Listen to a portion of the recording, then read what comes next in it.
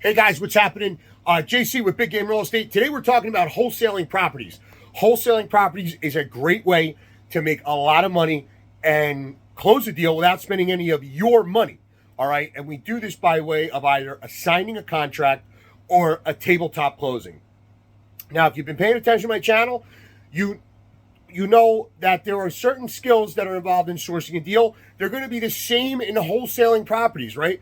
We know we have to source a deal. How do we do that? So we can, again, drive for dollars. We notice a property that has lack of maintenance, a property looks dilapidated, maybe looks vacant, and then we reach out to that property owner. Again, many methods, many tax record programs that you can use. Get a name, get a number, get an email, and start your investigation. Now, let's get down to the nitty gritty of it. Let's assume that you've done all that work. You've got the right person on the phone. You've asked them if they've considered selling. And regardless of what the number is, they're willing to sell it. So they're going to sell you your property for $200,000. Okay, great. So how do I now get paid $100,000 for this property without coming out of pocket with any real money in mine? Okay, well, what I'm going to do is I'm going to put down a deposit. I'm going to put the property under contract. That means we're going to talk about an offer. We're going to agree on terms of the offer. Okay, generally, this is done with residential homes. So, hey, I'm going to give you $200,000 for your home. I need 90 days to close the deal. I need to do my inspections. I need to do my property research, etc., etc. Now, let's say we execute that contract and I have 60 days to close. During that 60 days, I am then going to market that property for a premium. So if I'm paying $200,000, if I got a good deal, look, maybe it's worth $4,000, maybe I want to charge $3,000. Maybe it's worth $250,000 and I'm only going to charge $25,000. But you're going to put the property under assignment. You're going to put the property under contract. So that means you control the property. Nobody else can purchase the property during that time. It is off the market for this period of time. And while it's off the market, you're going to go to your groups of buyers, which we know that you have established from our previous videos, right? We got our team in place. You might want to call a real estate broker, especially if you have your team, you know them. You're going to call your real estate attorney. You're going to let them know, hey, I have this property under contract. I'm set to close in 60 days. I'm looking to assign this property to someone, all right? Now, what does that mean? It means that when you find your buyer, you're going to assign the contract. It means the terms of your contract that you agreed to, a new buyer is going to accept that as the contract to purchase the property. And you're going to say, look, the property is $250,000. Okay, great. So they're going to assume ownership of that contract, and they are going to pay $250,000 for that property. Now, $200,000 of that money will go to the original person that you're buying it from, the original seller, because that's the price that you agreed to.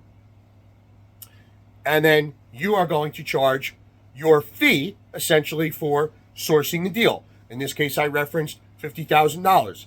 So the new buyer, the person who you're going to assign the contract to, is going to pay $250,000. In my example, it was $200,000 to the original person that you made the deal with, and then $50,000 for yourself as a fee. Now, look, they know you're charging a fee.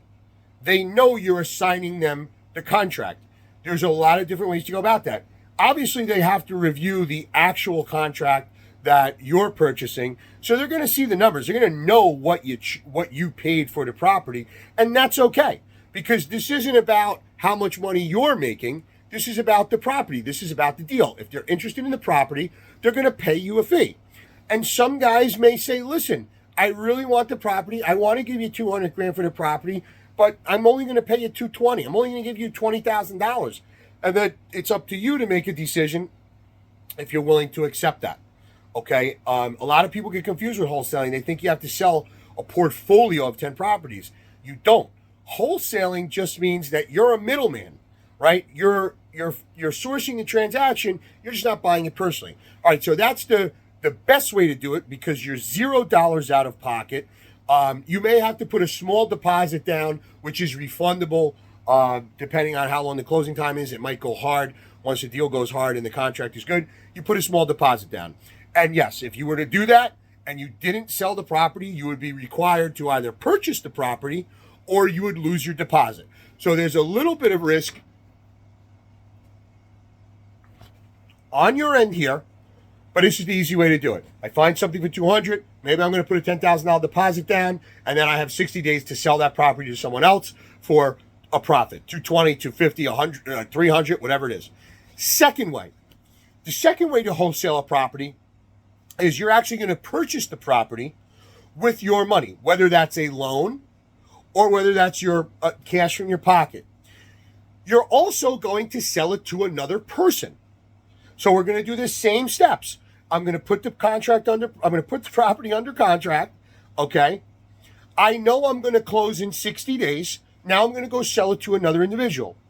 If I know I'm going to close on July 15th for me purchasing the property, I'm going to try to set up another closing for, let's say, Mike, who's also going to buy it on July 15th for a premium. Now, what's the benefit of doing this? The benefit of doing this is he doesn't know most of the time what I made off the property. I haven't bought it yet, so he can't look up what I paid for it. And the original contract, he's not looking at. He's looking at the contract that I gave him for the property. So my contract actually says Mike's going to buy this property from me, JC, for $250,000. Oftentimes, he's not aware that I have not purchased the property yet. Or we'll let him know that the property is under contract. You know, when they go to pull title and things like that, we'll say, hey, we're in contract to purchase this property. This is what we're selling it to you for. So they will know at a certain point that, yes, you're not the existing owner yet. And they have to agree to that deal structure. But again, guys, this is wholesaling property. So it's a great way to make some money without spending any of your money or spending a small amount of your money for a deposit.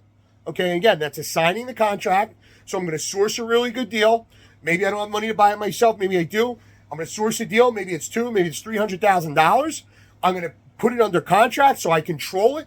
No one else can take it. And then I have whatever the negotiated timeline is, 60 days to purchase that property, during which time I'm going to assign it to someone else for a fee. That fee could be $10,000, could be $20,000, could be $100,000, whatever you can get. Option number 2, I'm going to look for a deal. I'm going to use my own funds. I'm going to set a closing date, and I'm going to do my best to have what we call a double or a tabletop closing on the same day or very close to with that buyer that I found. So I'm going to purchase it on Wednesday. He's going to purchase it Wednesday evening. When he buys it, my loan gets paid off and I get the profit. And again, the benefit there is oftentimes you're giving them a separate contract, unlike in the assignment contract where they know the price you're purchasing it for. They don't know the price you purchased it for here. So you can charge them essentially whatever you want. That makes sense. All right, guys. So again, that's in a nutshell, guys, that's wholesaling. Let me know if you have more questions. Again, wholesaling could be one property. It does not have to be a portfolio or a list. You can get lists of guys who are interested in wholesaling and cold call them, but that's how you do it. JC, Big Game Real Estate. See you guys in the next one.